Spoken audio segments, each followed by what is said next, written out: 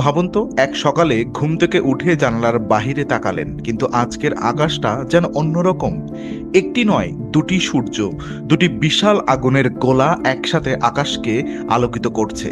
একটি একটু বড়, আরেকটি কিছুটা ছোট। চারদিকে এত আলো যে ছায়াও পড়ছে দুই দিকে। গাছের নিচে দাঁড়ালে একটি নয়, দুটি ছায়া দেখা যাচ্ছে। দিন যেন শেষই হচ্ছে না, আর রাত হয়তো আজকের মতো অন্ধকার রাত আর কখনোই নামবে না। শুনতে যেন বিজ্ঞান কল্পকাহিনীর গল্প, কিন্তু অবাক করার মতো বিষয় হলো মহাবিশ্বে এমন হাজার হাজার গ্রহ রয়েছে যেগুলো সত্যি দুটি সূর্যকে কেন্দ্র করে ঘুরছে। নাসায়ের কেপলার স্পেস টেলিস্কোপ ইতিমধ্যেই শত শত সার্কাম্বাইনারি গ্রহের প্রমাণ পেয়েছে, যেখানে একটি গ্রহ একই সঙ্গে দুটি নক্ষত্রকে প্রদক্ষিণ করে। তাহলে যদি পৃথিবীও এমন একটি গ্রহ হতো, মানুষ কি বেঁচে থাকতে পারত?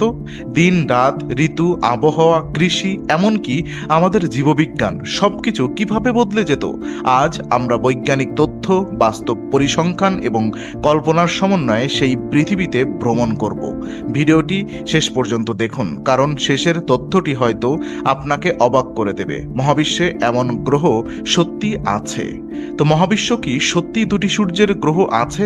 অনেকেই ভাবেন দুটি সূর্যের পৃথিবী শুধু সিনেমাতেই সম্ভব, কিন্তু বাস্তবতা আরো অবিশ্বাস্য। আমাদের মিল্কি ওয়ে গ্যালাক্সির প্রায় অর্ধেকেরও বেশি নক্ষত্র একা নয়। গবেষণায় দেখা গেছে সূর্যের মতো ভরের অনেক নক্ষত্রই বাইনারি স্টার সিস্টেম বা দুই নক্ষত্রের জুটি হিসেবে বিদ্যমান, অর্থাৎ একটি নক্ষত্র আরেকটিকে কেন্দ্র করে ঘুরছে। এই ধরনের সিস্টেমে যদি কোনো গ্রহ দুটো নক্ষত্রকেই কেন্দ্র করে ঘোরে, তাকে বলা হয় সার্কামবাইনারি প্ল্যানেট। 2011 সালে নাসায়ের কেপলারি মিশন প্রথম নিশ্চিতভাবে আবিষ্কার করে কেপলার 60b। এরপরে Kepler 34b, Kepler 35b, Kepler 47 system সহ আরো বহু দ্বি-সূর্যের গ্রহ আবিষ্কৃত হয়েছে। আজ পর্যন্ত হাজার হাজার এক্সোপ্ল্যানেটের মধ্যে একাধিক গ্রহ এমন নক্ষত্র জোড়ার অংশ বলে নিশ্চিত হয়েছে, অর্থাৎ দুটি সূর্যের গ্রহ বাস্তবেই রয়েছে।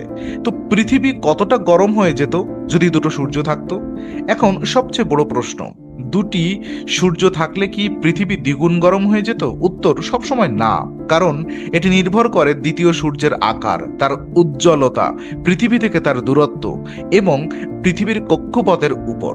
তবে ধরুন দ্বিতীয় সূর্যটি আমাদের বর্তমান সূর্যের মতোই শক্তিশালী এবং পৃথিবীর কাছাকাছি এমন অবস্থানে আছে যে মোট সৌরশক্তি উল্লেখযোগ্যভাবে বেড়ে যায়।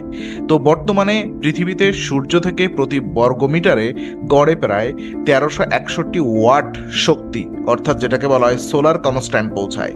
যদি কার্যকর সৌরশক্তি দ্বিগুণ হয়ে যায়, তাহলে পৃথিবীর গড় তাপমাত্রা কয়েক ডজন ডিগ্রি বেড়ে যেতে পারে। মাত্র 2 থেকে 3 ডিগ্রি সেলসিয়াস বৈশ্বিক উষ্ণায়নই পৃথিবীতে বড় জলবায়ুর পরিবর্তন আনতে পারে। আর যদি শক্তির পরিমাণ অনেক বেশি বেড়ে যায়, তাহলে শুরু হতে পারে রানওয়ে গ্রিনহাউস ইফেক্ট, যেমনটি শুক্র গ্রহে ঘটেছে।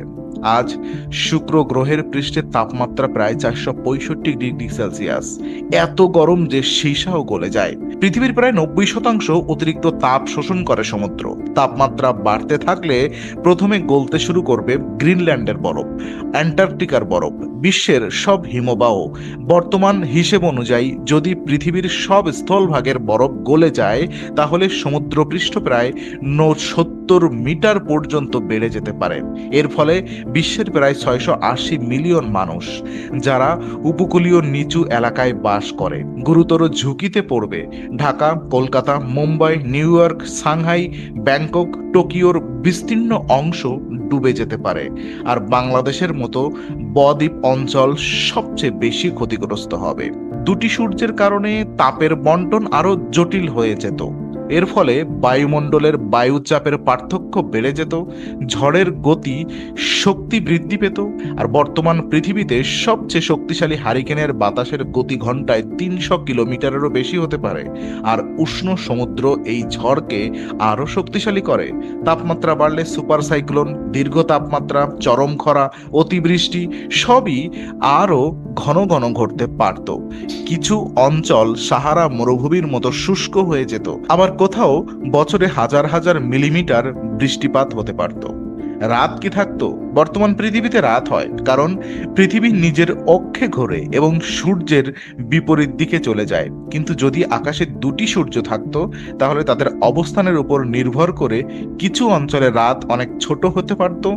কিছু এমন সময়ও হতে পারে যখন একটি সূর্য অস্ত গেলেও আরেকটি সূর্য আকাশে রয়ে যায়। রাতের অন্ধকার কমে না। রাতের অন্ধকার কমে গেলে তারা ভরা আকাশ দেখা কঠিন হবে, জ্যোতির্বিজ্ঞানের পর্যবেক্ষণ কঠিন হয়ে যাবে, নিশাচর প্রাণীদের জীবনচক্র বদলে যাবে। আজ পৃথিবীতে প্রায় 30% মেরুদণ্ডী প্রাণী এবং 60% অমেরুদণ্ডী প্রাণী নিশাচর।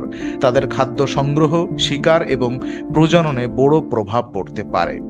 আর সব থেকে বড়, জীবনের উপরে কি প্রভাব পড়বে? মানুষের শরীরে একটি জৈবিক ঘড়ি রয়েছে যাকে বলা হয় সার্কাডিয়ান রিদম। এটি প্রায় 24 ঘন্টার আলো অন্ধকার চক্রের সঙ্গে কাজ করে। দুটি সূর্যের কারণে যদি আলো দীর্ঘ সময় থাকে তাহলে ঘুমের সমস্যা, হরমোনের ভারসাম্যহীনতা, মানসিক চাপ, রোগ প্রতিরোধ ক্ষমতা হ্রাস দেখা দিতে পারে। গাছপালার ক্ষেত্রেও একই সমস্যা। বর্তমানে বিশ্বের প্রায় 80% খাদ্যশস্য নির্দিষ্ট দিন রাতের চক্রের উপরে নির্ভরশীল। চক্র বদলে গেলে কৃষিতে ব্যাপক পরিবর্তন আসতে পারে। তো আকাশ কেমন দেখাতো?